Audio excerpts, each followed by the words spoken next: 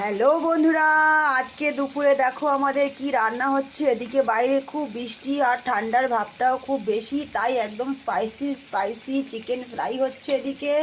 আর অন্যদিকে হচ্ছে শীতের বাঁধাকপি, বেশ সবুজ সবুজ তাজা তাজা বাঁধাকপি দিয়ে চিকেন কষা। দেখো কারা কারা খেয়েছো বাঁধাকপি দিয়ে চিকেন অবশ্যই জানাবে, আর যারা না খেয়ে আছো তারা কিন্তু অবশ্যই একবার বানিয়ে ট্রাই করবে, দেখবে ভীষণ ভালো লাগে খেতে। আমার তো এখনই জিভে জল আসছে, তোমাদের আর কি বলবো। তো যারা যারা খাবে তারা কিন্তু অবশ্যই খাবে, এরকম বাঁধাকপি দিয়ে চিকেন খেতে দারুণ লাগে।